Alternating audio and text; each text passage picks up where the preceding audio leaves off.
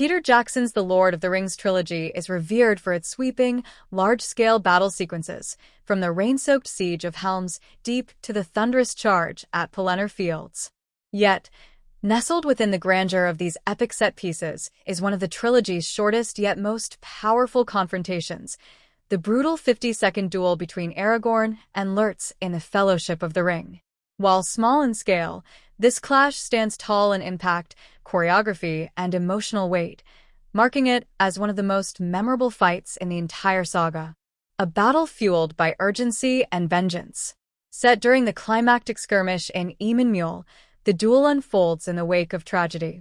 Boromir, valiantly defending Merry and Pippin, falls to a hail of arrows from the Uruk-hai leader, Lurtz. Just as Lurtz prepares to fire a fatal fourth arrow, Aragorn storms in, driven by rage and loyalty. What follows is a visceral display of skill, struggle, and grit that speaks volumes with every movement. Unlike the sweeping battlefield chaos seen elsewhere in the trilogy, this fight is intimate and grounded. The stakes feel immediate, not the fate of kingdoms, but of brothers in arms. The focus narrows from armies to individuals, and in doing so, delivers something uniquely powerful. Lurtz exposes Aragorn's limits.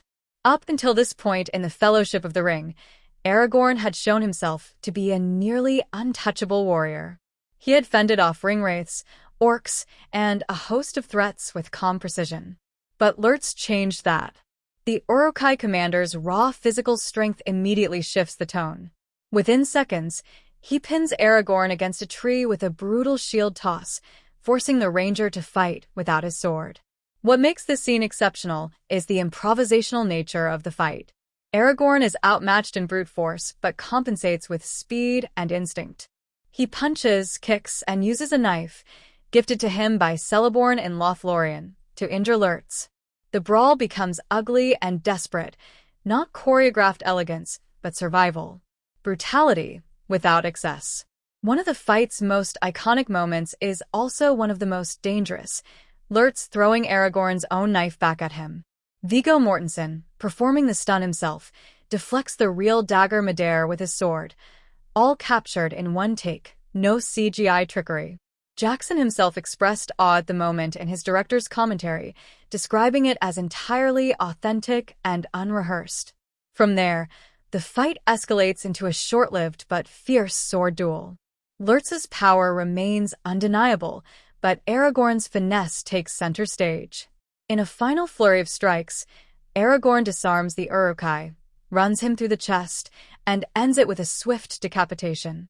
It's an unforgettable conclusion, made all the more harrowing by Lurtz's defiance even in death, grabbing the sword and pushing it deeper into his body as if daring Aragorn to finish the job. Minimal effects, maximum impact. Jackson's commitment to practical effects and minimal CGI gave the duel a gritty realism. The lack of excessive blood or gore, a result of the film's PG-13 rating, forced the filmmakers to rely on sharp choreography, tight editing, and actor performance. And it worked. The tension and brutality of the scene hit hard without relying on shock value. Behind the scenes, the fight was just as raw. With actor Lawrence Makaware, Lurtz, limited in vision due to prosthetics, he and Mortensen occasionally made unintended contact during filming. Both actors were committed enough to accept the bruises for the sake of authenticity, and it shows. A short fight that stood the test of time. While only lasting under a minute, Aragorn's duel with Lurtz endures because it does more than entertain. It conveys character, stakes, and loss. It's the moment Aragorn fully embraces his role as protector and leader.